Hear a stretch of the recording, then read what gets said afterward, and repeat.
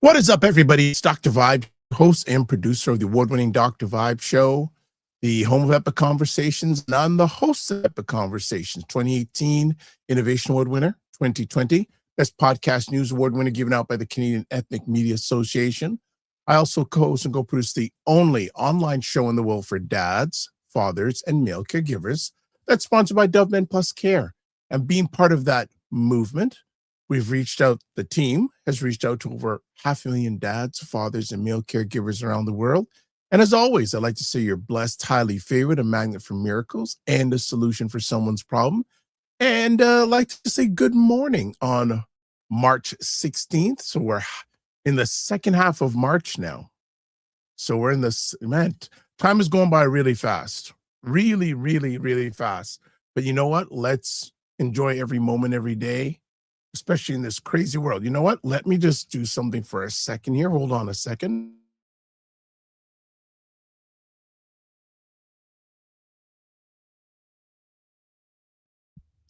Have to have some water. Just, throat was getting dry, so just get some. Get my look proper here. Okay, that's a little bit better. Looking disheveled here. Looking a little bit better. Okay, let's put this thing over here. Okay, there we go. That's a little bit better. Yes. So as always, good morning. March 16th, second half of March 2026. Things are flowing in their own usual way. And how was your weekend? Hope you had a good weekend here in Toronto. It got colder, and then last night the temperature went up, and it's not too bad this morning. Actually, one of the things that's happened over this winter, not a lot of sunshine. Like, as my dad would say, a lot of days of night. So what people say, what do you mean by that? Well, daytime, but it's just all dark. Well, that's okay. My weekend, had a great conversation with a couple yesterday. We chatted for about 2 hours, just chatting about different things, some serious, not so serious, and just hanging out, having good conversation. It was so rich. It was, it was like tonic. Really, really good time hang out with this couple, and actually going to send them a text message today saying really appreciated hanging out with them, and anything I can be to support them, we're there for them. Was really good. Really, really nice. Also did a show on Black Men Can Talk last night with one of the co-hosts, Kofi Sadat, and we talked about young Black people in education, which was a good conversation. And how important education, especially post-secondary education, is in the world today for young Black people. And hey, you can chime in the comments. Do you feel that, for young people today, is going to university or college still important? And I, during the conversation last night, I said, if I had to do it all over again, I probably wouldn't go to university. Many of us in my age group, our parents say, hey, you got to go to university, get a profession, all that sort of stuff. I don't know if that's applicable in the world these days with things like technology, AI, etc. The world moving as fast as it is. Matter of opinion. But and then on Saturday afternoon, had another great conversation with Aisha K. Staggers and Laura Lala Key. Primetime Saturday, as usual, rock the house, trying to make sense of the nonsense going on in American politics and culture. And my usual co-host, Ryan Knight, is not with us today. He had to deal with an emergency, so he won't be with us today, but we still keep on trucking. We keep on going.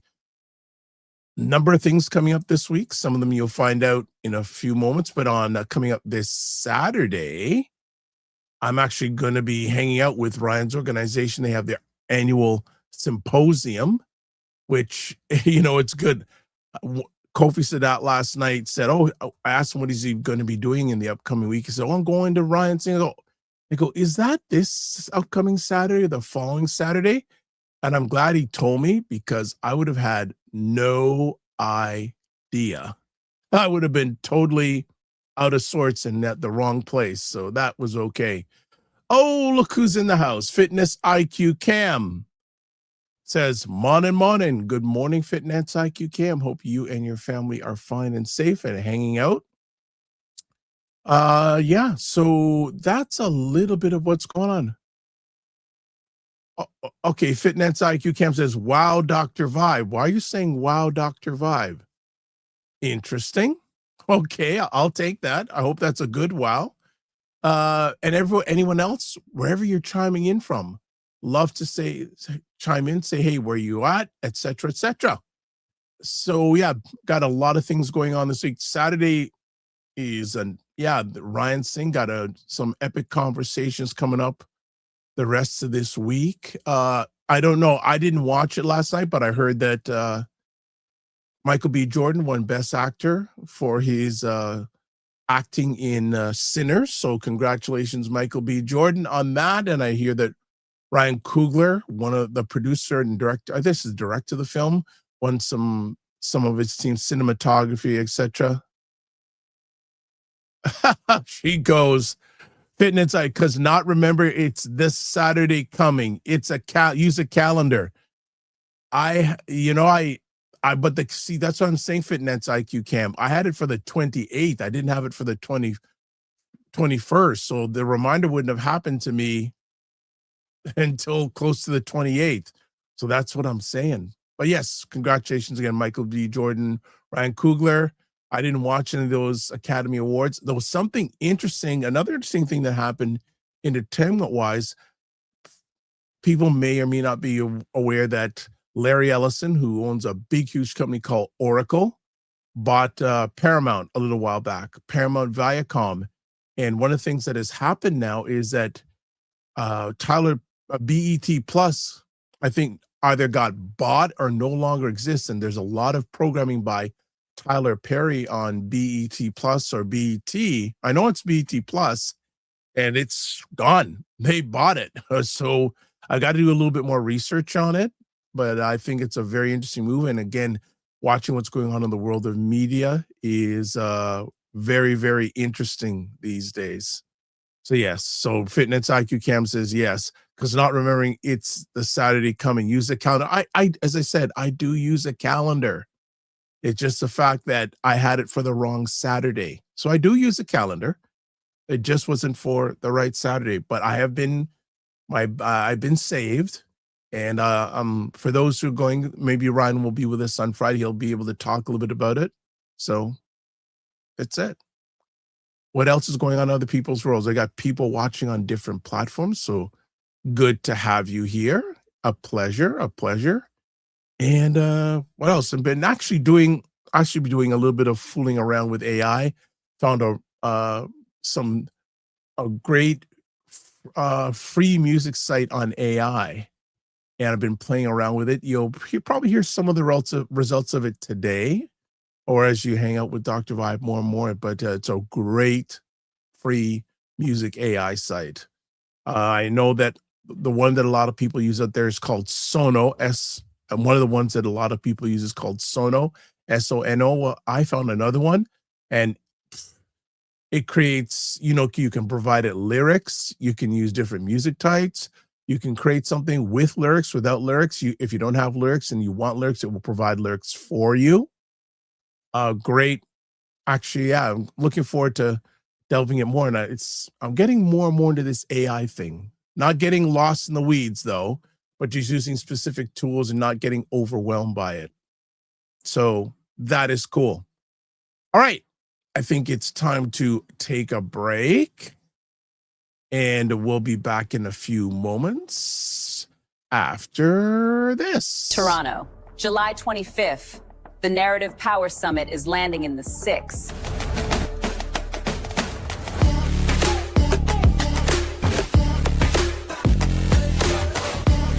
This is about ownership. This is about controlling our story.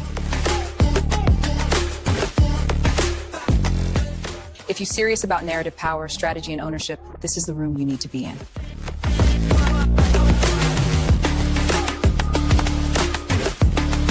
To get your tickets, go to africandiasporanews.org/Canada. I'll see you in Toronto. Will you be in Toronto on the 25th of July for the ADNC Narrative Power Summit? Heavy hitters on that screen from Canada and the US, giving the inside track on especially if you are a Black content creator. You need to check it out. So there's the information on the screen there. I'll be sharing it on many of the comment sections of this broadcast live. And so Fitness IQ now says, that's fair. I got a second date recently and it was a bit confused. Okay, so thank you for leaning a little bit off me. I appreciate that.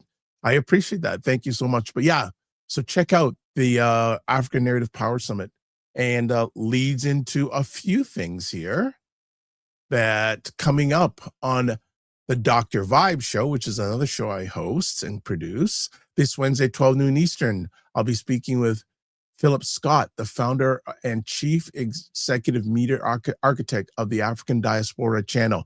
If you can check it out live, I highly suggest it. But if you can't, check out the replay. Philip Scott has been in the media game with his platforms for about 8-9 years, and he has a total subscribership. If you want to subscribe, total amount of subscribers about 1.8 million subscribers, and he's based in Texas.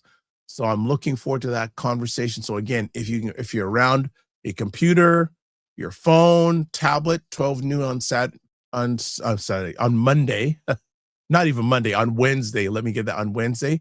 Check out that conversation. If not, please check out the replay. Also coming up this Friday on the Morning Vibe, Dream to It Barnes. You know what? I got to change that. That's not good editing. I am not happy with that. So let me just change this. There. Okay, now that's better. Coming up on this Friday show, Dream to It Barnes, we're talking about pre-med burnout, the research playbook secrets. And that's all about pre-med students. And Dream to It Barnes is in the journey to get her medical degree, and she's created a really great resource guide for students who are thinking about just employment, just a whole bunch of things. She was supposed to be on last month. Unfortunately, something came up and she wasn't able to appear on the show, but she is going to be on this Friday on the Morning Vibe.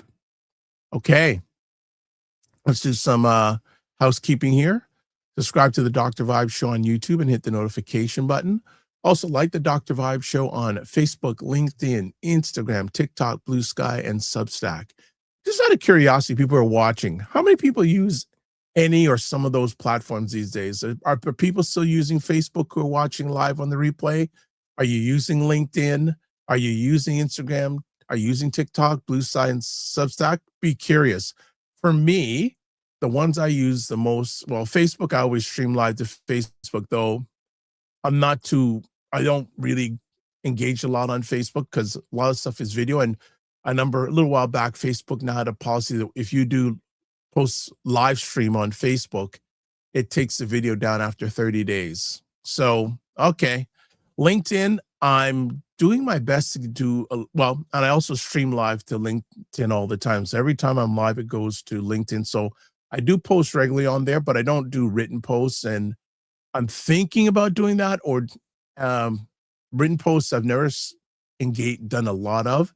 And people are telling me, oh, you should do some written posts. So we'll see. But I'm on there video-wise, and also think about doing shorts on LinkedIn. Aha. Instagram, I don't do a lot on. The time is there. I'm not making the time to do it. TikTok, I've said in a few, as I've said, get my mouth right. As I have said on some previous shows, I'm looking to get off of TikTok. Not really a big fan of it. Wish I could do more on Blue Sky and Substack. I do everything that I do live also goes to Substack also. So just out of curiosity, if you're up to it, tell me what are you doing, where are you posting, or where you're sharing content these days. Join the Morning Vibe Discord group. Email me at dr.vibe@thedrvibeshow.com. Also, the link is there if you want to advertise your business product or service on the platform. Please feel free to email me, dr.vibe@thedrvibeshow.com. And then we've got Indie Soup TV, our good friend, Dr. Tachi.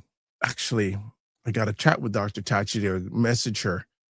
She is the creator of Indie Soup TV, independent content creators platform. About 25 independent content creators. And her platform has over 28,000 YouTube subscribers in about 2.5 years, which makes it subscriber-wise on YouTube in the top 4% of all YouTube channels. And we are there right now. We've got that. Oh, I just also want another thing I found on the weekend. I was like peering around for people in regards to thumbnails, especially for YouTube. I found a great resource, free resource, that if you want to upload your images to 4K to look really crisp and clear, I found a free resource on the weekend to use. So if you want to find out about some of these things, touch base with me. Okay, Fitness IQ Cam says Instagram, LinkedIn, and YouTube. And she says rarely Facebook or TikTok. Okay. Thank you for those answers. Yeah. I'd like to do more on Instagram. It's just the time is this. I'm not prioritizing Instagram, but whenever I do Instagram, it seems for a period of time, and then what I need to do is just sit down and just schedule a whole bunch of posts on Instagram, which I'm getting to that point. And LinkedIn and YouTube I'm on a regular basis. It's okay. Whoa. All right. So good to have everybody here. Again, whether you're watching live or on replay, it's appreciated and not taken for granted. Well, we have a returning friend. She has not been here for a while, and it was about a little while ago. Says, "Hey, like to catch up." So we caught up, and we've got her back. So, does anyone know who it is? Well, if you follow the Dr. Vibe Show and you check out the notifications, you know who it is. But if you don't, Minnie St. Clair is back in the house. What is up, Minnie St. Clair? I'm good. I'm trying to keep cool because hot flashes are so annoying. Okay. All right. Well, and they're more annoying with multiple sclerosis. So this is I could imagine stage of life I'm in now. I could imagine, and hopefully, Fitness IQ Cam says, "Hola, Minnie. Hola, Minnie. How you doing, twin?" I didn't know you two were twins. We have the same first name. Oh, yes. Okay. Yeah. And okay. It would be the same initials, but hers is with a K. And Yeah, she likes to be special. She likes to be special. And we annoy Zoom people when we're in the meeting together. Oh, I could imagine that. Oh, you could, both of you together, whether no, it's just the names. They completely confused which one of us is talking. Are you kidding me? Yeah. It's happened. It's happened. It's happened. And we still haven't met in person. We've only still meet virtually. But yeah, there's times we're in the same Zoom meeting, same circle. We're both there, and the host is completely confused of who's who, where I have to tell them to call me Minnie just so that they can rest their brain of confusion. But yeah, it's been interesting for 3 years. Yeah, it's 3 years of not seeing her in person. And it's so interesting that going to in-person events these days and seeing people you haven't seen for a long time. I don't do a lot of in-person meetings, but when I do, I always run into someone who I have not seen for a long time. And it's okay. So Fitness IQ Cam says, because we have Camille S and Camille S. And yeah, that's true. And then she goes, I know, and we were so close. What happened? You're not close. A meeting at one point her car was unavailable. Yes. Made it more stressful to be available. Yes. I mean, we'll figure it out. Oh yeah. It's just very entertaining. She's now my longest virtual friend that lives in my city. Okay. And then I realized you're my longest male friend because I met you in my 20s. Wow. which, which leads to another conversation. There are, yeah, I've been doing a lot of reflection lately, and just, there's some people in my journey. There's one gentleman I've known for 30 plus years, and we go in and out, but we, Minnie on Cam and Camille are having their own now side conversation and starting now. That's okay. It's all good. It's all good. And we've started chatting on the regular again. And this time I don't want to let him go. We've known each other for a long period of time. And I shared on the Morning Vibe a little while back. I got a call from someone who I hadn't heard, who I've known. I met over 20 years ago. And they all of a sudden just called me, and we had a great 2.5-hour conversation. So I want to make sure, what I need to do is have a book and just put a list of people to just touch base with them on a somewhat regular basis to check in on them. And that's a this week project. And it was chatting too much about myself, but people say, you need to talk more about yourself. There was some that was on my mind for the last week and a half. And it's funny. I was with a group of people yesterday, and one of the gentlemen was listening to some music, and I'm going, is that Jodeci? and he goes, yeah. I go, oh, is that Feenan? He goes, yeah. And the person that I was thinking about, they love Jodeci, is their favorite band of all time. And let alone within 20 minutes, that person messaged me. Just like, so nothing just happens. And Fitness IQ Camp says, shout out to 20-30 year friendships. Yeah. Okay, you know what? I don't know if it's on the Morning Vibe. I'm going on my own tangent today, but having a show about long-term friendships. I'd almost like to have a show about long-term friends and bring people on who've been long-term friends. But yeah, Minnie and I, we go back. And and again, we were distanced for a while, and then we actually, one of the things that brought us together is digital, brought us back together again. And I value her. I've always did my best, never been perfect, to champion her. And so thank you for staying in and continue to make this happen. I appreciate that, and I don't take it for granted. Yeah, because I was thinking about it, like. Yeah. And then I was trying to think about why it was. And well, here's the crazy thing. I don't know how we originally met. I'm not good at that. I'm not good with it. Was it what? It was PodCamp. So 1 year I went to PodCamp. Yeah. And did it just recently happen, or is it coming up? Yeah, it's end of February. It's always end of February. Yeah. And I always think I'd like to present, and okay, so people hold me to it. I'm speaking that we'll be streaming this time next year. Remind me, I'd like to go back to PodCamp and do a sharing session, because that's where one of those moments in my journey that go, aha, because I remember, and I don't know if this was the first time I was at PodCamp that I met you. I don't know. Yeah, PodCamp was first. Okay. And then it was like 2 other events after, like when they were having the dating relationship topics, and they added a topic that they had no business talking about when everyone was drunk on box wine. So. Okay. And then some Black group had a brunch that you just popped in for a hello and left. I was doing a session with somebody, and one of the things I'll remember about that is we had no idea what we were getting ourselves into.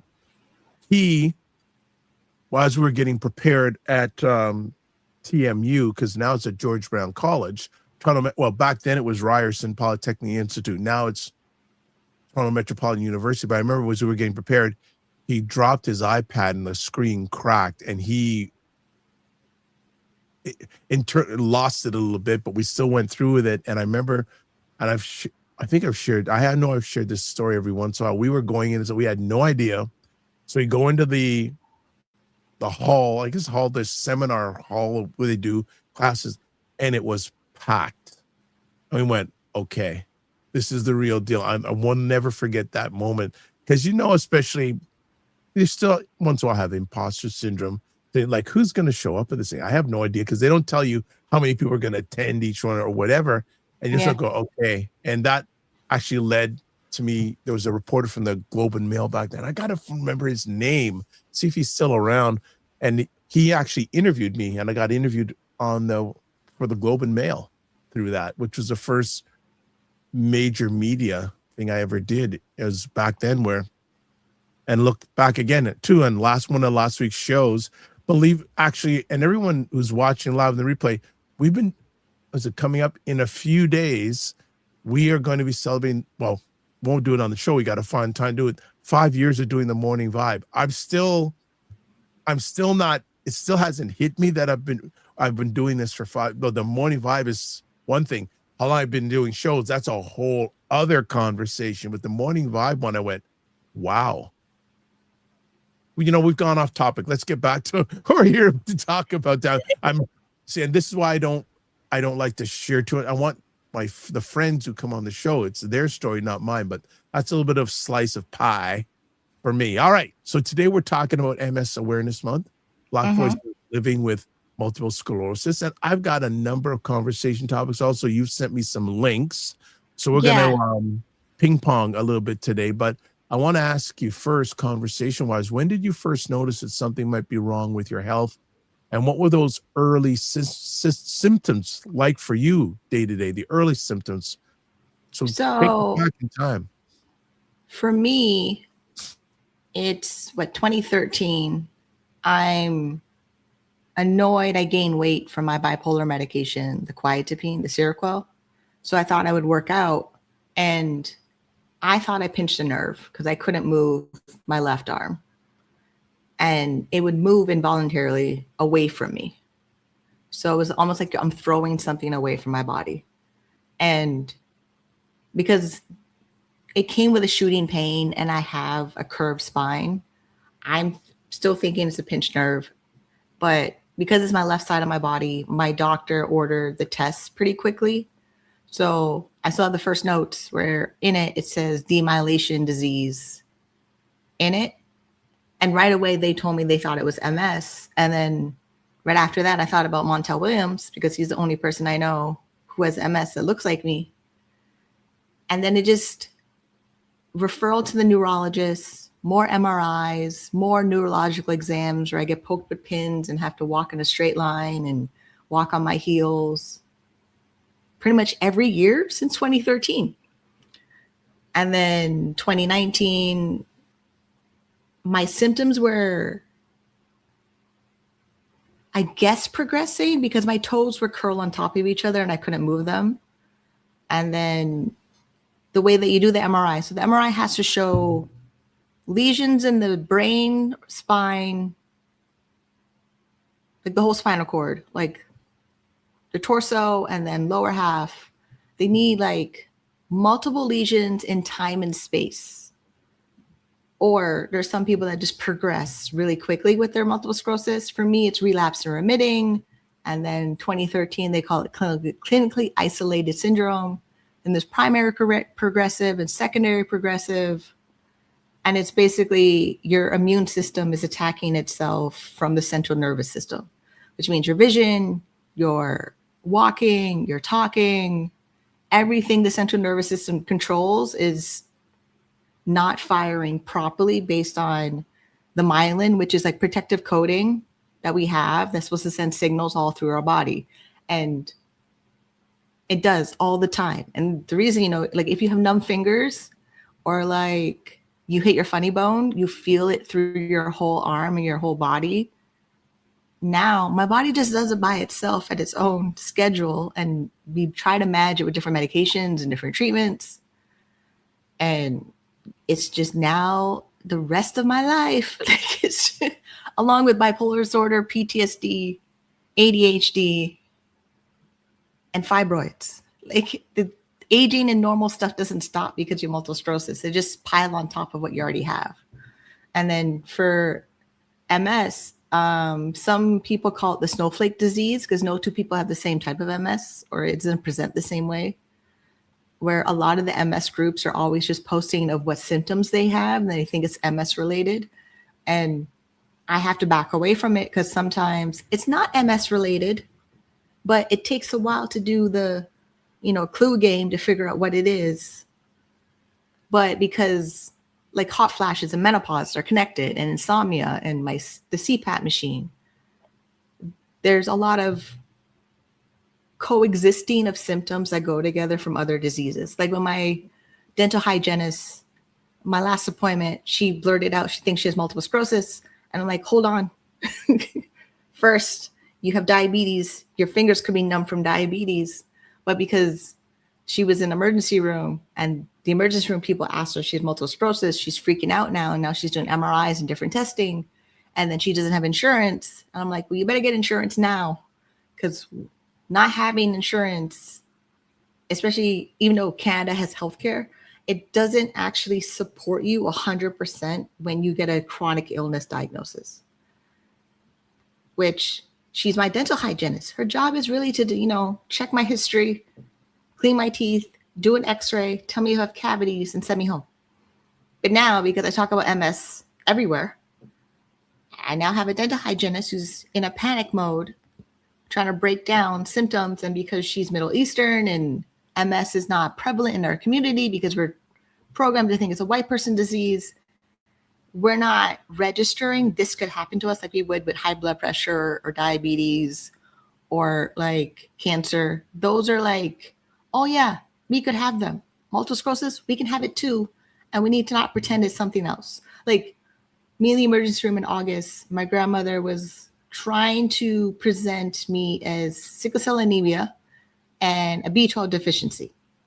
No, sickle cell anemia, my doctor checked it multiple times where she had to pull a copy of my results to give it to me that I don't have it. I have it somewhere in a pile of paper. And then, yeah, my iron gets low sometimes. I'll ask my doctor about it. I'm probably going to iron infusions or iron tablets. But if it's one or the other, may not be covered by the government and may not be covered because my insurance is Ontario Disability Support Program. And there's also a plan of going to a naturopath doctor to boost up my immune system with different supplements, but that's also not covered by the government. So MS is a very expensive chronic illness that a lot of people don't talk about the way we talk how expensive cancer is. Got it. Yeah. Okay.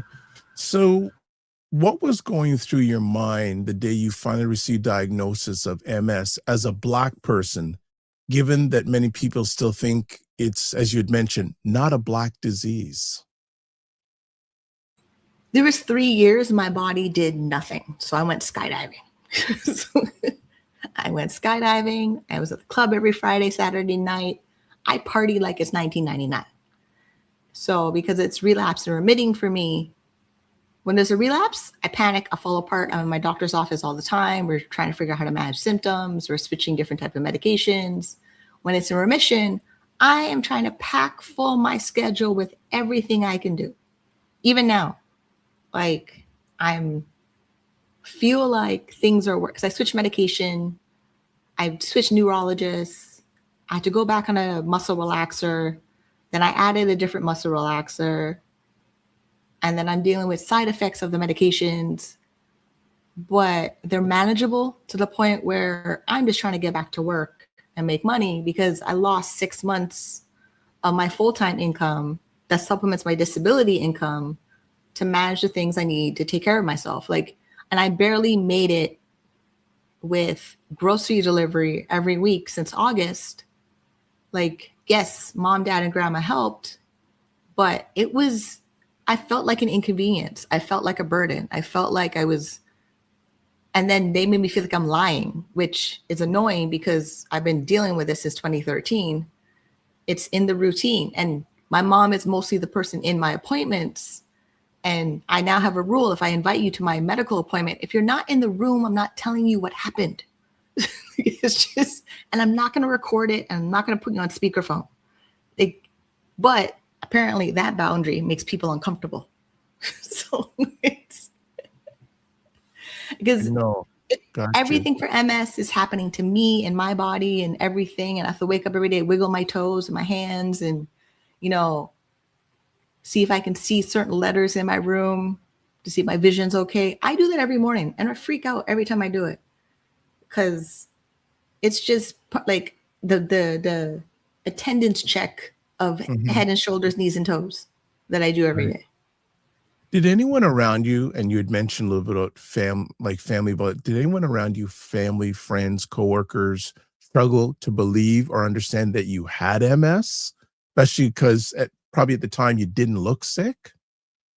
I still don't look sick. And that's the problem. We need to stop saying that to people. Like a lot of our illnesses we don't look sick. Like when people manage their diabetes properly, they don't look sick unless we see their monitor on their arm or they're checking their blood sugar. Like if they're actively doing the thing that manages their diabetes, we know they have it.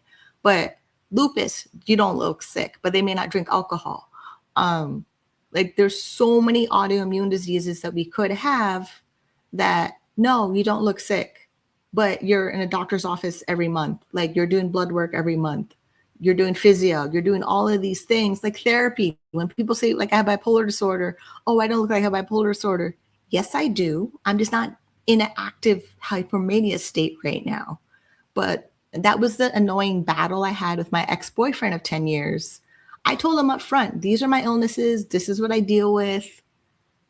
And near the end, he used that against me as a reason to break up with me if it's too much for him. But he was never really involved in any of it. Like at most, he would see all the pamphlets for all the medications I take with all the side effects on the 20-page document. Or I would post appointments for like on my calendar or my fridge of when my next appointment is.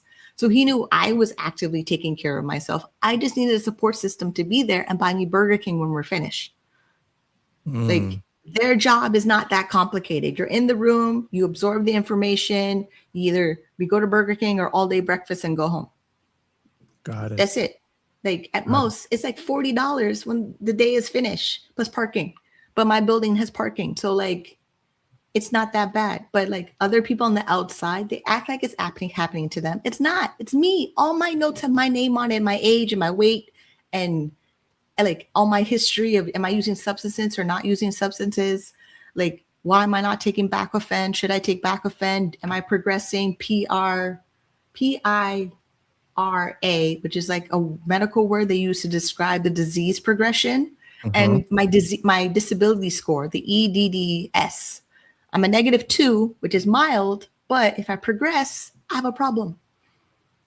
And it's more of a problem for me because the more I progress with the disease, I lose my independence. I lose my ability to work. I lose my ability to travel. Like I'm not really interested in having a wheelchair and traveling and have my wheelchair broken. Right.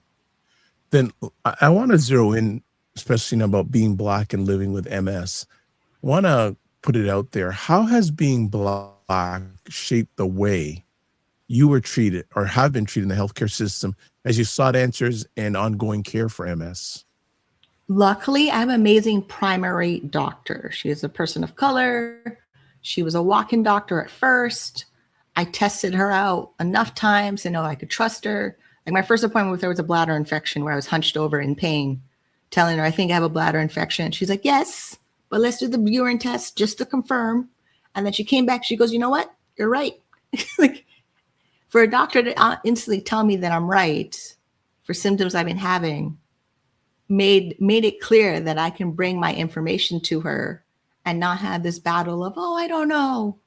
Like I'm getting a little bit now with the whole diet lifestyle for reducing my fibroids. But for the most part, my doctor never really puts me in a box of, I don't know what I'm talking about. Plus, having my mom and my grandmother who are nurses in my appointments help because they confuse the hell out of my doctors.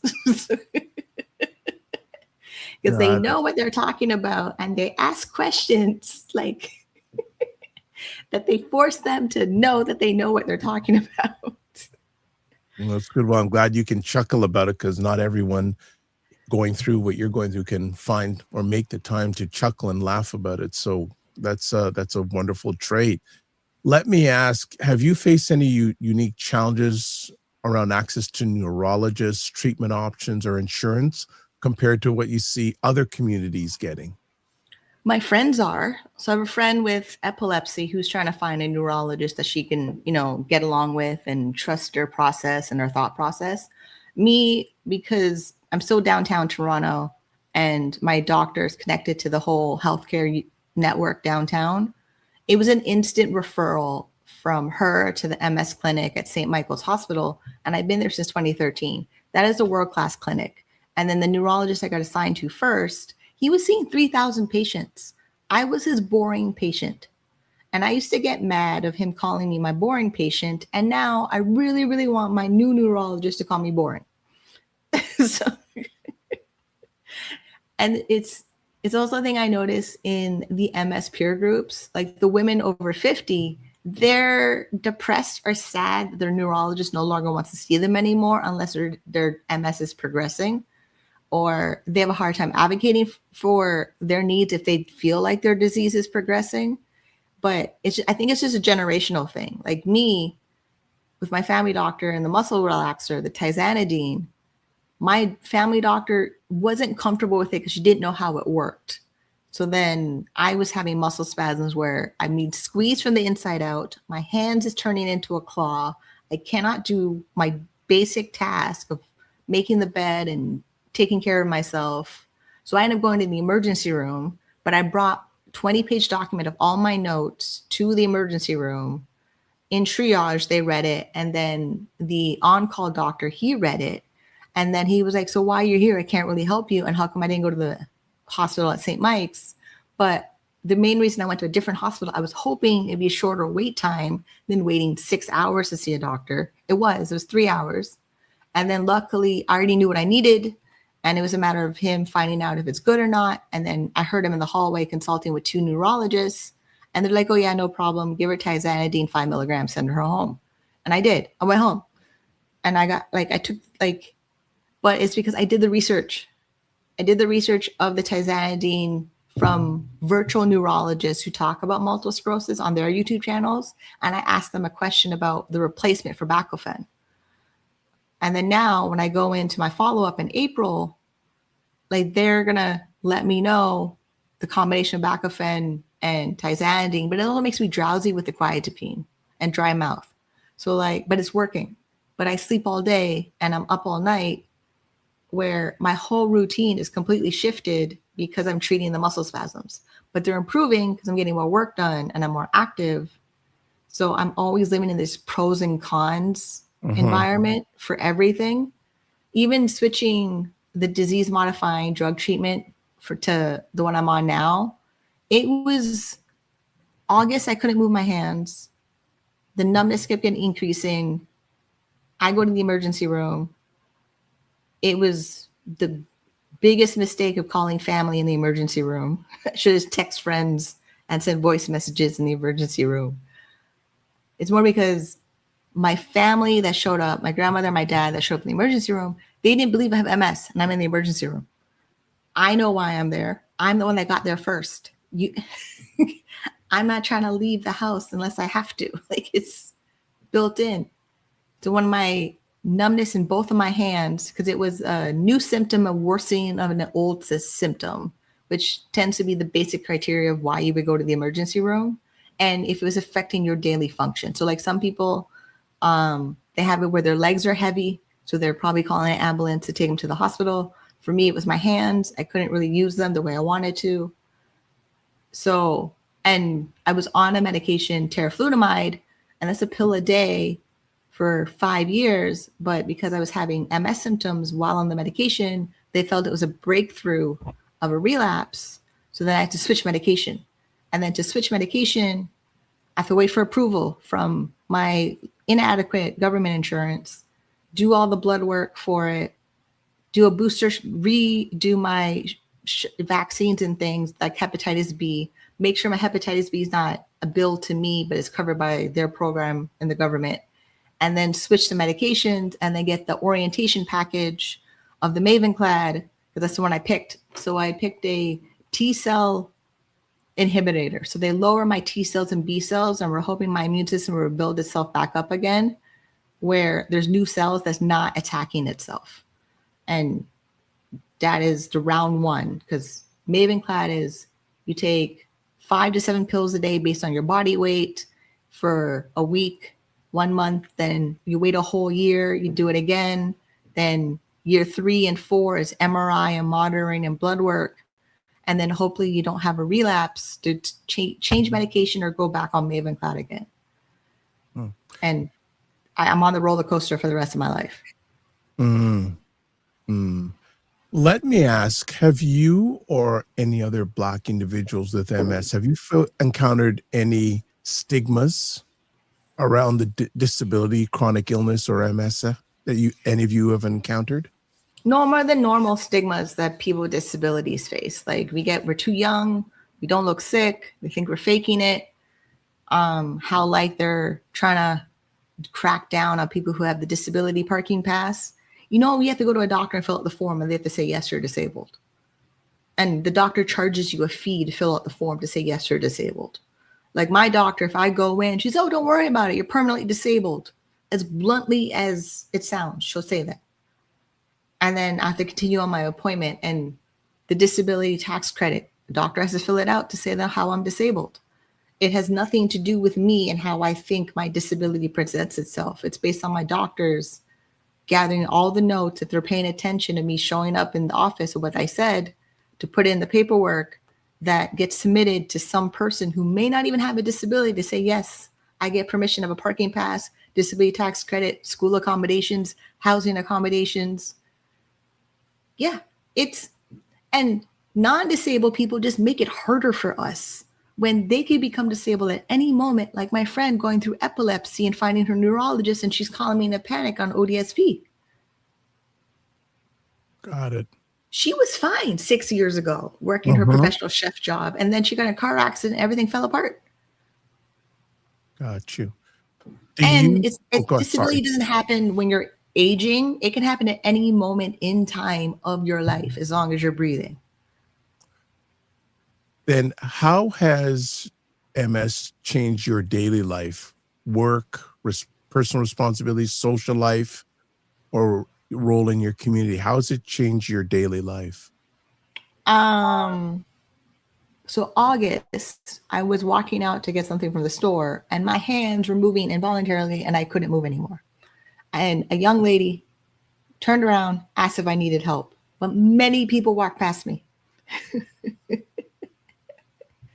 The amount of people that walk past me that think there's nothing wrong with me when I'm suffering. Like this winter, I didn't really go outside. I had groceries delivered. I only picked up medications. I hoped and prayed that I didn't have a muscle spasm going to my destination or coming back. And then when I did, and I couldn't put my hands back in position to act like normal hands holding shopping bags. And it's squeezing my ribs. When it squeezes my ribs, I fall over, I tip over. So my goal was to hide in the corner on the wall until the spasms was over. But because I needed to get home at ice cream, I kept walking. My hands, they took over being uncontrollable, where someone volunteered to help me carry my groceries. But luckily, this person said their aunt has MS and sometimes uses a wheelchair. But for the most part, I'm getting people wondering what's wrong with me. Like when I'm in the waiting room and I was rubbing my hands together because they're numb, and the old couple beside me is like, is that a new exercise? I said, my fingers are numb. And she's like, you're too young to have numb fingers. I go, but I do. And there's nothing I can do about it. And older people are usually the ones that notice my walking issues when I'm out in public. Like they try to give me advice. They try to tell me how to bend down. Yeah. If I break a hip, they'll be the ones helping me out on the road, not younger people. And then there's just a batch of people that just don't care and don't pay attention when people need help. Fitness IQ Camp says the importance of doing the research and having it available. That's part of it. But the Black data research only really started showing up in publication in 2015. But MS has been there since the 1800s. What are some of the invisible symptoms people don't see, but can take the greatest toll on you? Fatigue is one, but fatigue for me, I think, is a side effect of all my medications. Brain fog, where you literally feel your brain is not processing information. And sometimes it physically hurts. Like when people get a migraine, like that. Like I'm having a muscle spasms, relapse, new medication transformation in August. And then I get my parents making very disabling, inappropriate comments of, oh, I should be an institution. Why can't they have a cure? Like things that weren't helping me. Then I needed someone to come help me clean up my apartment, maybe cook for me, maybe just send groceries, not have me feel like an inconvenience, that my body is falling apart and I can't do anything about it wait till it passes. Because it affects your vision. Like some people have neuro-optic, it has a full name. Either way, people with MS know the vision problem with the MS. It's Right. not like blurry vision from aging or you just can't see the screen or you're reading. It's actually, they can see it in the ophthalmologists when they scan your eye and they do the test and they freeze your eyeball and look behind it. They can actually see, I guess, lesions because the way that's connected to your brain and connected to your eye, then there's some people who lose the ability to swallow. And then like it's a random bingo card of symptoms that could happen. Right. That most of the symptoms are what regular people take for granted that could happen to us. How do you balance the desire to stay independent and strong with the reality of needing help or accommodations at times? Well, Prince Charming is not coming. And if they do, they don't stay around very long. Because when I was unable to move my hands, we filled the form for Ontario Health at Home to have a home visit of people that come help me. I'm not disabled enough. And then the city of Toronto has a service for housekeeping, but they want to see my tax return before they give it to me. I don't want to fill out, and the waiting list for it, they don't know, they're not telling you how long it is. So you fill out the form, get on the waiting list, and then you're just waiting to see if they help you or not. And then the nurse for Ontario Health at Home, she did the home visit. I told her everything was going on. She said, oh, that's a lot. And then turned around and tell me that I can't get all the services. Like I got a dietitian, occupational therapist, a nurse coming in to check my blood pressure. But the PSW that I needed to help me around the house, at least dishes or meal prep or laundry or all the physical activities that I needed help with, I didn't get it. And then because the muscle spasms were affecting all of my muscles, I had to go to the physiotherapist. That's $150 an hour because they're a neurological physiotherapy clinic. And she said all of my muscles were stuck in contraction. That is the most painful thing you can be in, where your muscles are not able to move the way you want to and you control them as you want to. Yeah, I hang on for dear life for 6 months. I've had moments where your body just takes over and you have no control. It's for me, whoa, it's a very wow moment when you have no control over your body. So living with that on a somewhat regular basis, that would be challenging at the least. Yeah, I mean, if you're a runner and pull a Charlie horse, it eventually goes away. But if you're a person with MS and pull a Charlie horse, you don't know when it's going to go away. Let me ask, in what ways has MS forced you to rethink who you are, your identity, and how you define strength and success as a Black person living with a chronic illness? I live with MS. I live with bipolar disorder. They are roommates that moved in and do not pay rent. Like me as Minnie St. I have a whole thing I want to do. I have activism. I have money I want to make, places I want to travel. Like I would like to visit church more often. It's walking distance from my house. Like they're good people, but there's a lot of people in that church. So, and I'm Black every day. Like but I'm also not just Black. Like I'm Asian, I'm Indian, I'm African and British and Scottish and Irish.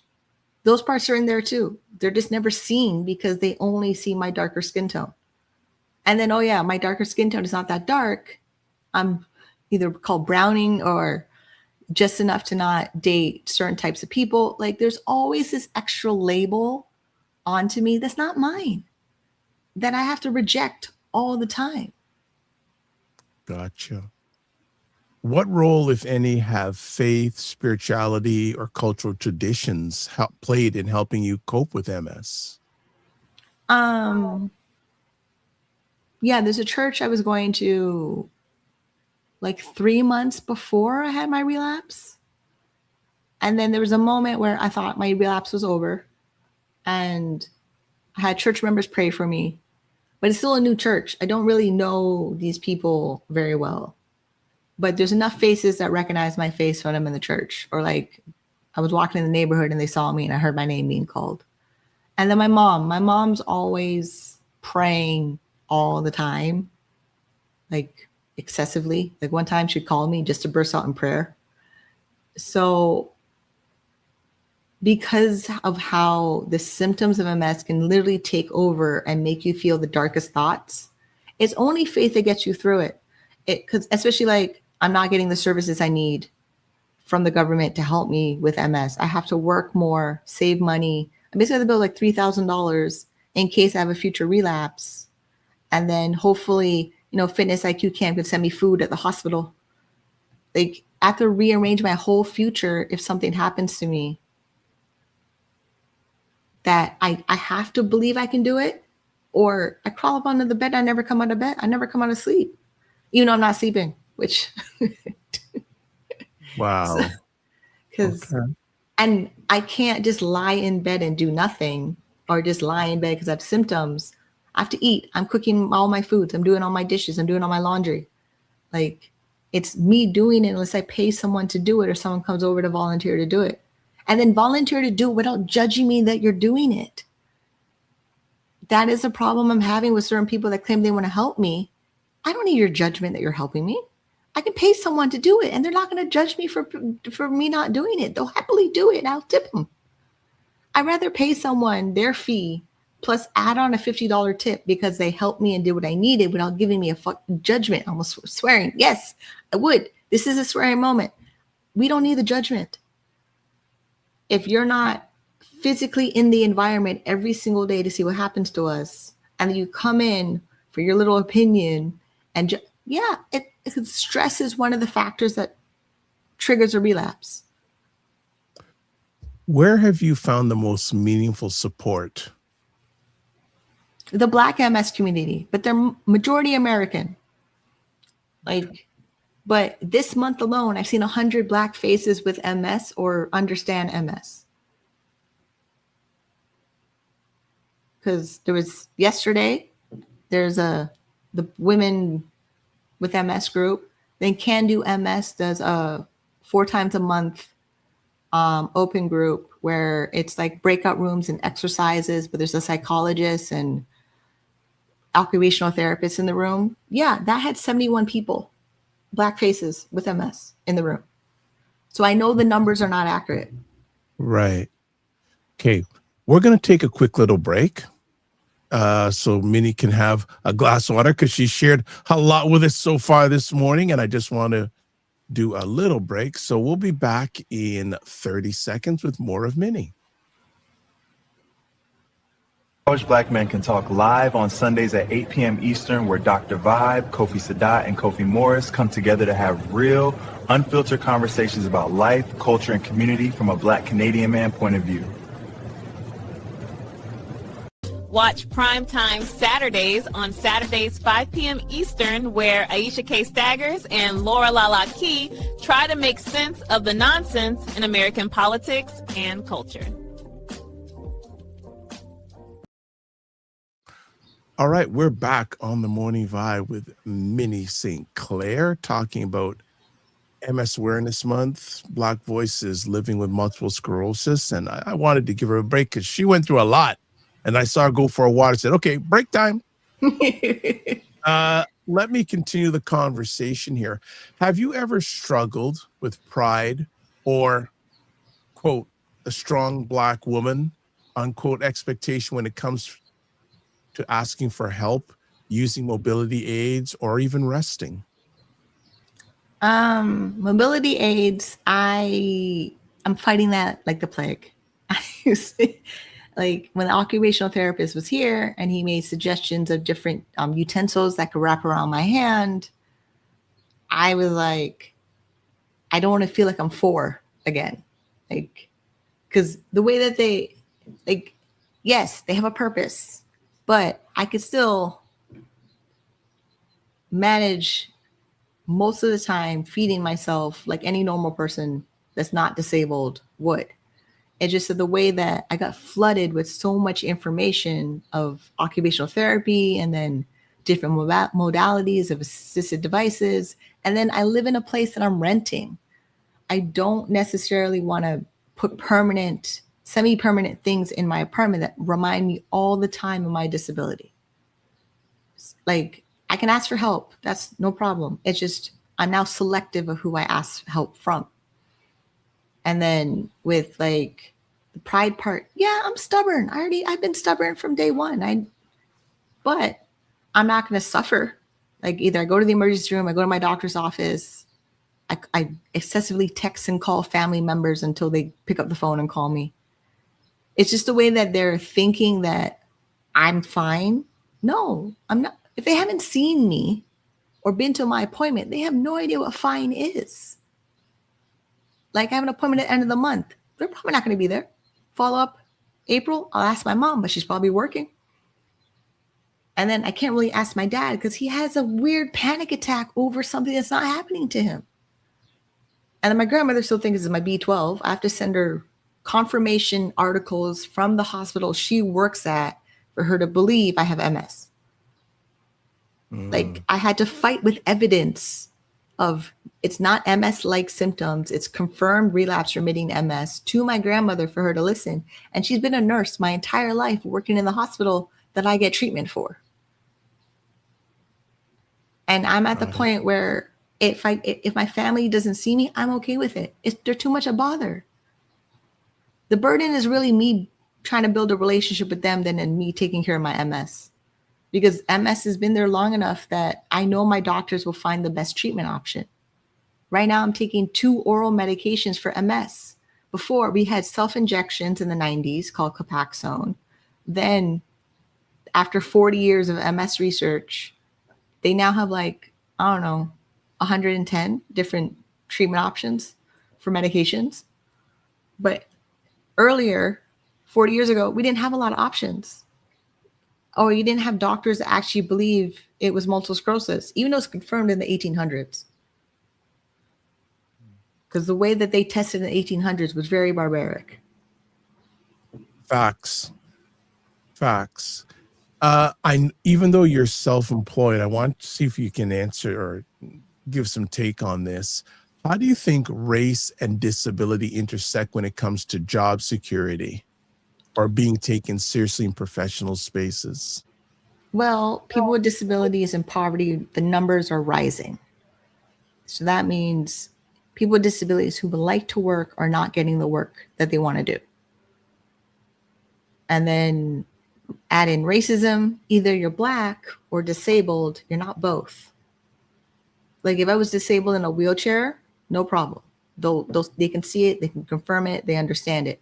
Me having a psychological disorder and then a neurological disorder and then neurodivergence, they don't see it. They think I'm fine.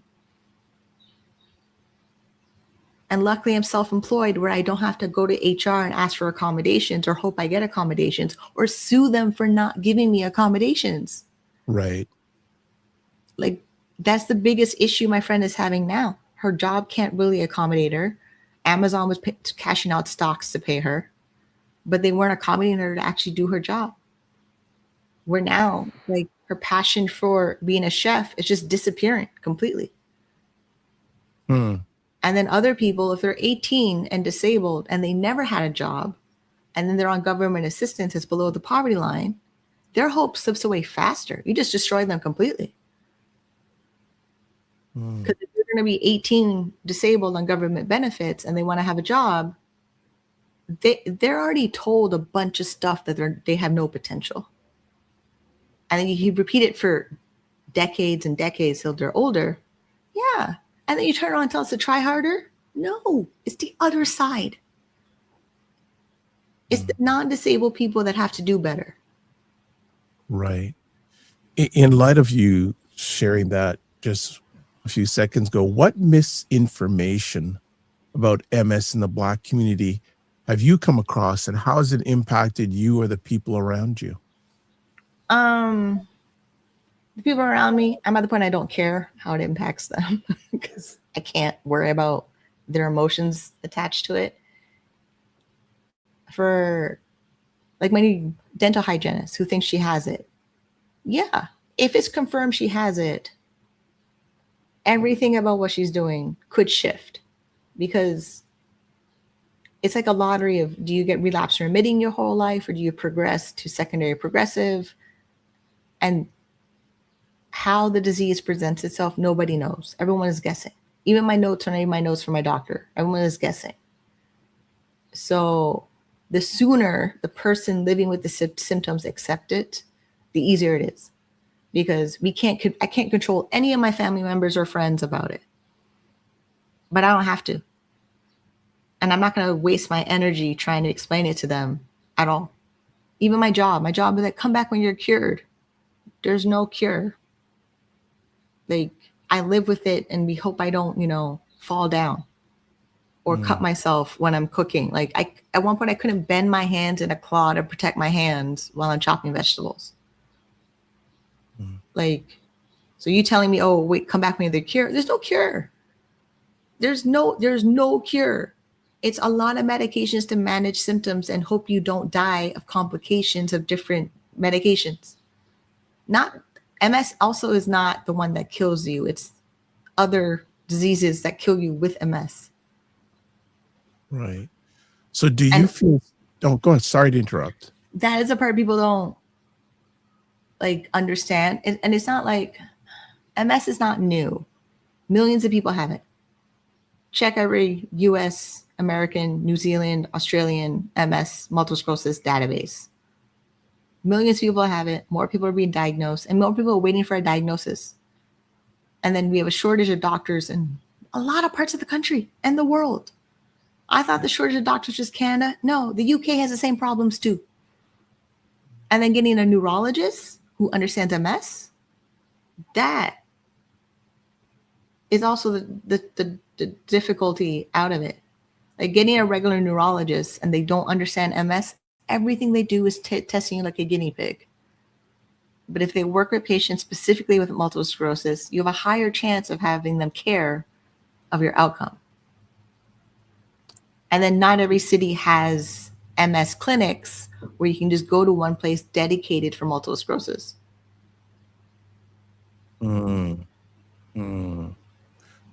Interesting. So do you feel seen and represented when you look at MS campaigns, conferences, or online communities, or do you feel invisible? I'm not invisible. I'm just not in the conversation. Like, I had to dig around for months to find Black MS information, and it's still mostly American. Like, there's 2 articles and 2 studies from MS Canada, and then I have a meeting with MS Canada to be a facilitator for one of the peer groups, but I'm specifically telling them it's going to be a Black MS group, because I'm tired of them acting like, oh, we can't find you. We are everywhere around the world. You are lazy. That is what they're doing. Because I have it since 2013. More people are diagnosed every day and every year. Like, once they jump through the hoops of getting the doctor to believe them, run all the tests, show the symptoms, make sure they fit the McDonald criteria that got updated. Like, there's so many things that could fit in the box of you have MS, that acting like, oh, I can't find the data of people of color, it's a cop-out. You're lazy. Stop doing that.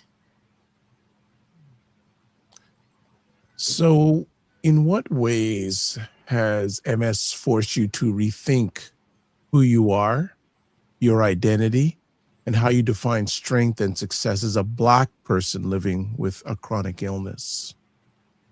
You asked that question, no? Did already? I think I may have asked that. Sorry about that. My bad. All right, then let me jump to this. And you've mentioned this a little bit, but I think you can go a little bit deeper. How important is it to have Black doctors, nurses, therapists, or advocates involved in your care or other Black people's care when it comes to MS? We will leave them more. And I know this for a fact. So my doctor, she's Indian. And the older ladies, when they come out of her office from their appointments, they question if they're going to take the recommendations of the medication. It's a verbal conversation in the lobby of like, I don't know if I want to take this, but she's a real nice lady. I'll try it. Like they literally do that in the hallway when they're coming out of pros and con lists of why would they take the medication. They don't really like it or side effects or whatever the case is. And because of how my doctor treats them, they'll take the medication. I've seen it. Like it's a weird experience. And the main reason I know my doctor's good is my mom's opinion about her and the older people in the waiting room that come out and see her. Because they're not going to hide that they don't like her. Like if they don't like her, you'll hear it. So yeah, it means everything. And like for me, they just need to be a person of color because they experience the challenges of being in a country where they were underestimated all the time.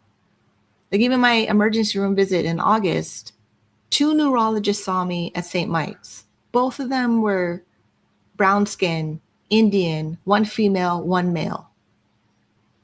And then having them talk to my grandmother, no problem. She kind of has to listen to them. Their skin tone is our skin tone. How are you going to ignore them? And then basically they're just catching up my family on my file. It wasn't like a new thing. We knew what it was. It was just a matter of, do they give me steroid injections and send me home, which has super aggressive side effects? Or do I wait for the neurologist to see me and then they'll take over after?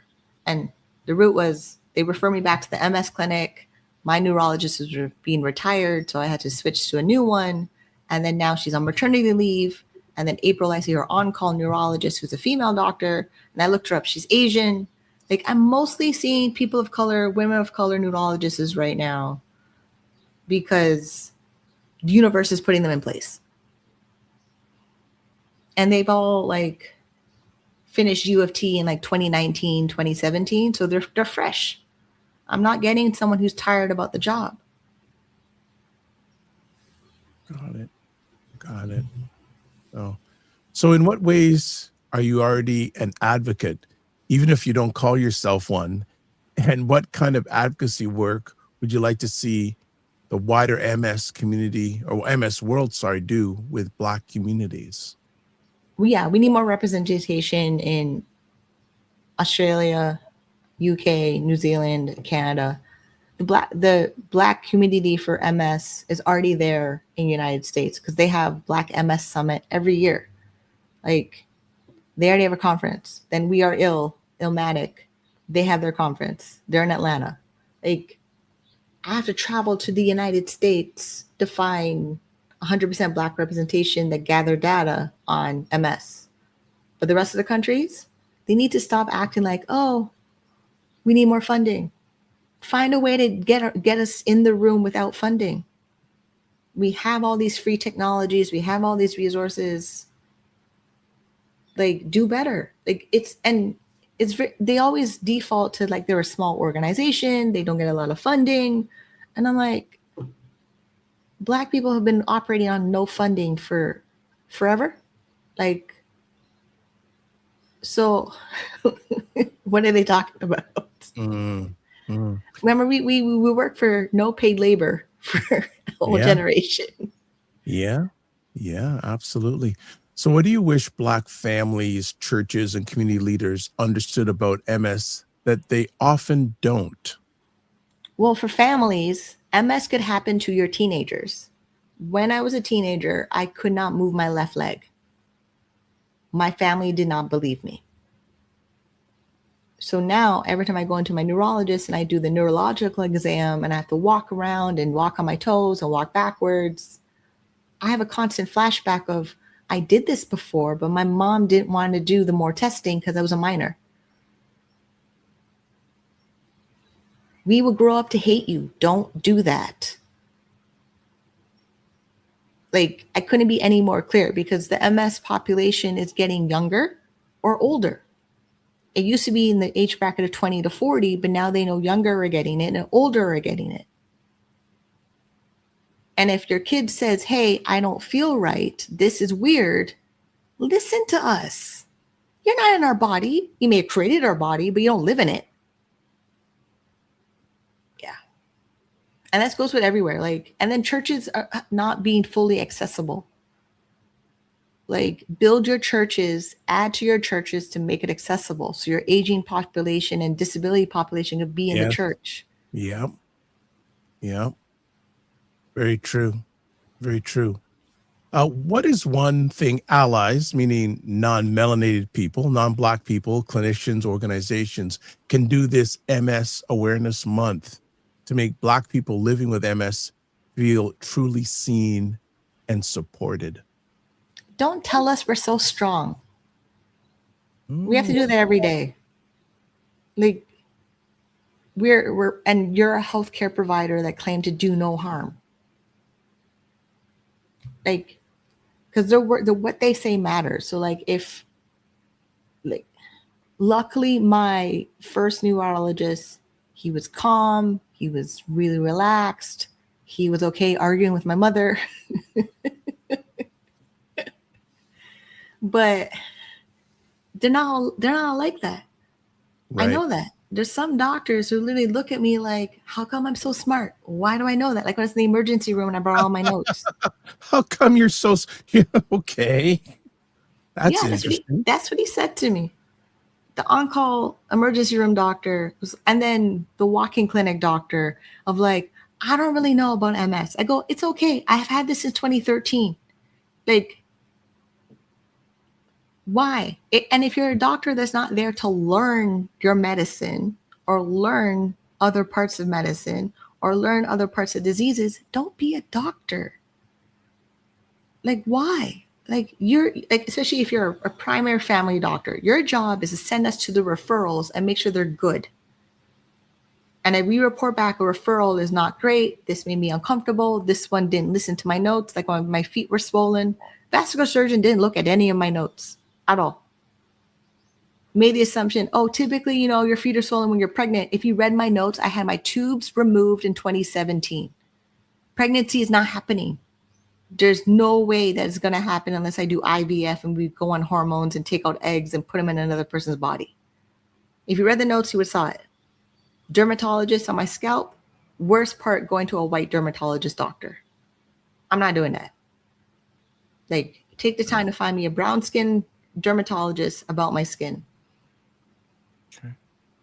What have you learned about self-advocacy in medical spaces, and what advice would you give Black patients who feel dismissed or not believed? Make sure, like, if they don't believe you, that is their problem. But make sure you said what you have to say in the room. Because you already know you're not going back to that doctor. But make sure you let them know why you're not coming back. I get it. We only have 15 minutes. We may have an hour. It's a short window. But you're not going to see them anymore if they suck. So make sure they know why they suck. They already paid for the appointment. Let them know. Even the receptionist, when I was there going to the dental surgeon and I had to remove something out of my mouth, and the lady was like, oh, you can't be here. Your insurance is ODSP. I said, let me pay for the consultation and we can figure it out after. The thing's removed out of my mouth for free. Like, they went into medicine to help people. They went into, like, why did they become a doctor? I've asked my doctor that. I asked my doctor why she wanted to be a doctor when she's doing my pap test. Put her under pressure to answer the question and perform my pap test at the same time. Especially if your primary doctor is going to be your doctor for, mine's 20 years now. She's not yet showing signs of retirement. Her children are almost grown. I don't think she's going to have any more. That means there's another 15 years or so with my family doctor that every referral she sends me to, if I do not like them, I take notes and tell her why. I don't have time to be traveling around the city to a doctor that's going to be a dick. I just don't. Like, or I go pay for a private clinic, the $4,000 a year. Okay. Let me just put it up here. Uh, what hopes or plans are you holding on for your future? And how are you adjusting them to account for MS realistically, but not hopelessly? Well, I focus on the things I can control. And the organization Overcoming MS, they have a 7-pillar framework of vitamin D, diet, exercise, stress management, change your life for your life, and then family and community. If my family is ignoring symptoms of other family members that could be MS, that's their problem, because all of us can have it. It just, how does it show up? How does it affect us and all that? And then, yeah, I'm more taking care of myself. I can't control a relapse. I can't predict a relapse or control a relapse, but I can control my diet, exercise, and stress management. And if I don't see family because I'm having symptoms, like in October, I couldn't move my hands and they're mad at me to not be there for Thanksgiving because I didn't want to have a spasm where I look like I'm being possessed by and I need an exorcist. Like, why would I do that to myself? Yeah. Like any logical person would say, oh, you should stay home. Yes. Even I walked into the church. The 2 white ladies knew there was something wrong. Because I walked in, I'm huffing and puffing. I can't take off my jacket. My hands are stuck in this weird position. Yeah. And then I'm already there. I got there. So I figured calm myself down, do what I need to do to be there and not get overheated. And I learned anytime I was overheated, I get a muscle spasm. And then I take off my sweater because I'm overheated. And my mom's so worried about my tank top. I'm worried about making sure I don't have a muscle spasm. Which is more important, my tank top that shows my boobs or me have a muscle spasm? Like exactly. that. I'm 41. I am tired of people trying to tell me what to do. Like, what's the purpose of being an adult if I can't make my own decisions in the way I need to that better take care of me? Mm-hmm.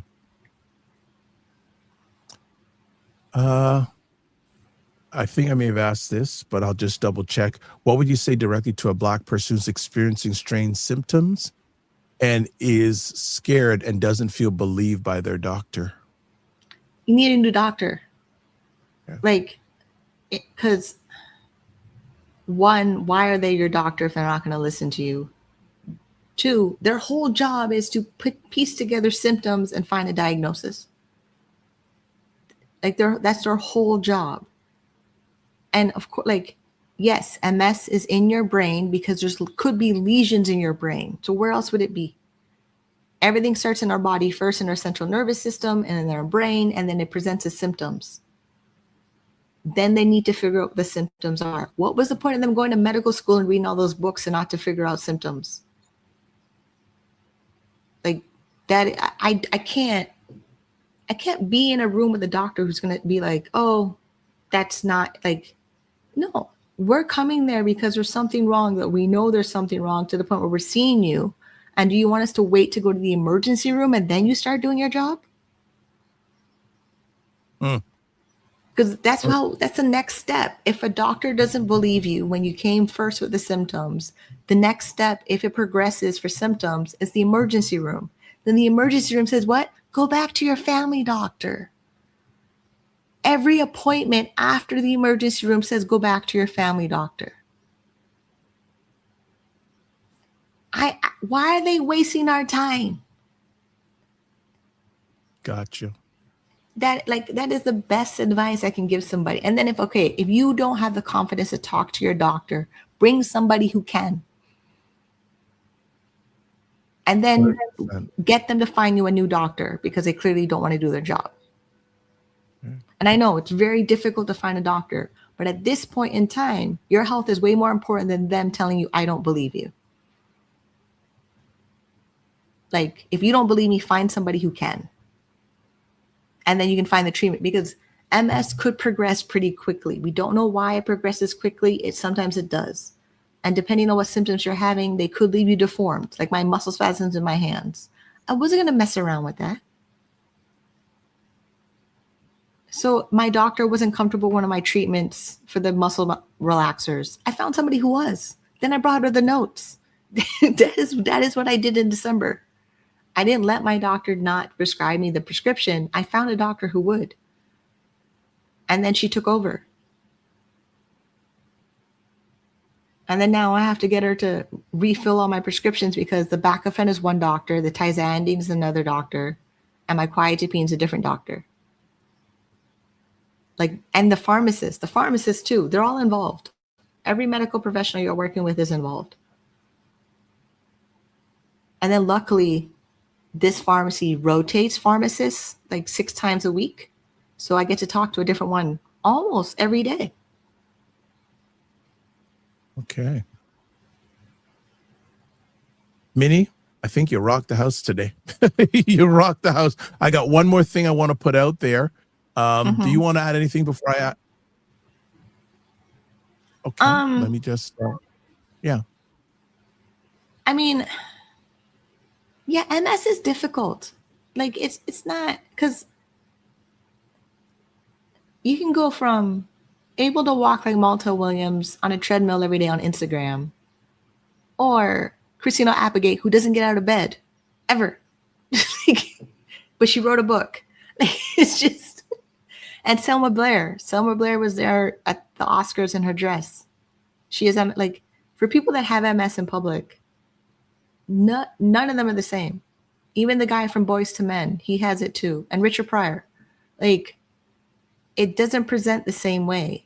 It only presents the same way based on the MRI scan, which you're not seeing it, and you're not lying in the machine having magnets banged on your head for an hour and told to lie still in the machine. And then hopefully you're not claustrophobic because you have to do the MRI scan almost every single year. Like mine's at midnight, the end of the month, that I have to go there and figure out how to come home and be on my MRI so that they get my results before my follow-up appointment in mid-April. That's always in my calendar of when's my next MRI, when's my next blood work, and then eat the diet and exercise to reduce the inflammation in my body so I have less flare-ups, along with the medication I'm taking, where the Mavenclad that I'm taking now, it's a cancer-like drug to knock down my T cells and B cells. And it's $3,500 a pill. Exactly. Wow. I'm not going into something for funsies.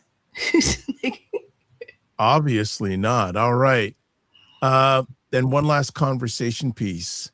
If you could leave viewers with one practical action to take after watching, what would that be? You don't have to do it all in one day.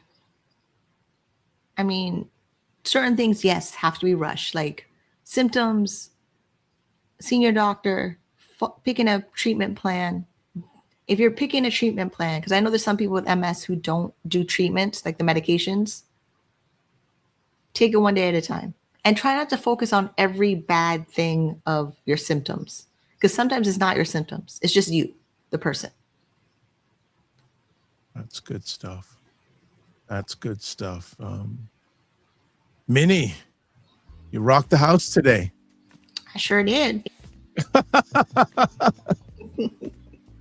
You have rocked the house today. So if you want to get in touch with Minnie, there's her link on a YouTube. Also on her social media link, which I put twice, social media, which is an error. So I want to correct that in real time. So let me correct. I want to make sure that Minnie is represented proper here. So I did this. Just give me a second. I did this, and this is what I should have done.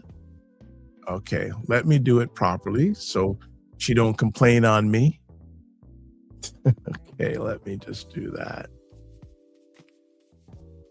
All right. Okay, we've corrected it so we can represent her properly. There we go. What's next for Minnie in this journey? Work. I can finally get back to work, which Good. And I'm taking advantage of me not sleeping on a regular schedule. Because I used to be worried about not sleeping in the nighttime. It's fine. I just need, I'll sleep eventually. It's basically 8 hours spaced out in a 24-hour period, and sleep will be done. It just, that is all. Excellent.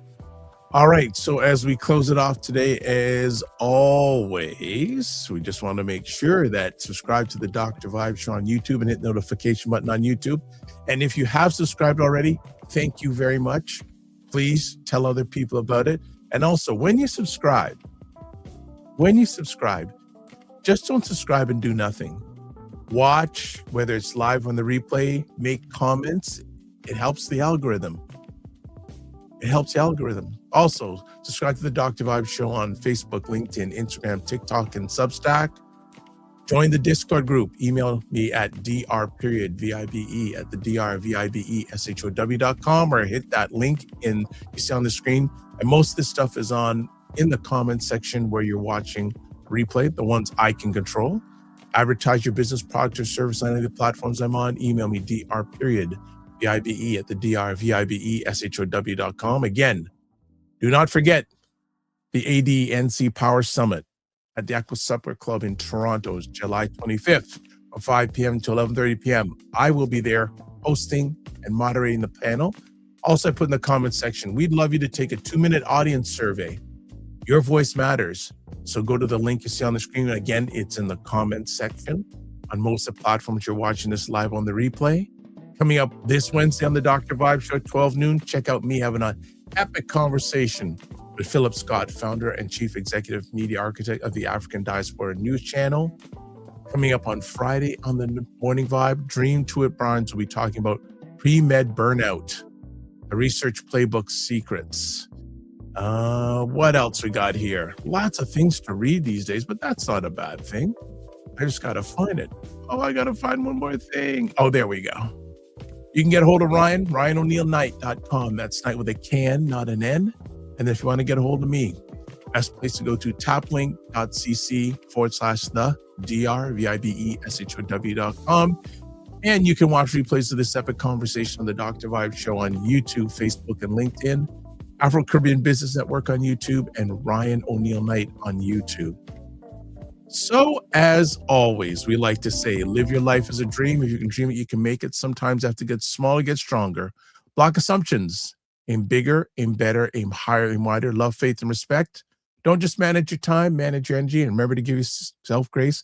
Minnie, it was great to have you back. Thank you so much for taking the time. It's appreciated. Yeah, I'm glad I did it. I'm glad you did too. As always, God bless. Oh, there are some comments. I want to leave them off. Okay, hold on. Okay, Dr. Tachi says, hey there, just saying hello. I'll watch the replay. Thank you, Dr. Tachi. Good to have you here. Good to have you here. Oh, so let me just say it again. Live your life as a dream. If you can dream it, you can make it. Sometimes you have to get smaller, get stronger. Block assumptions. Aim bigger, aim better, aim higher, aim wider. Love, faith, and respect. Don't just manage your time, manage your energy. Remember to give yourself grace. And if you're not making money, make history. Try to do both and always make it better. God bless. Peace well. Keep the faith. Walk good. See you soon.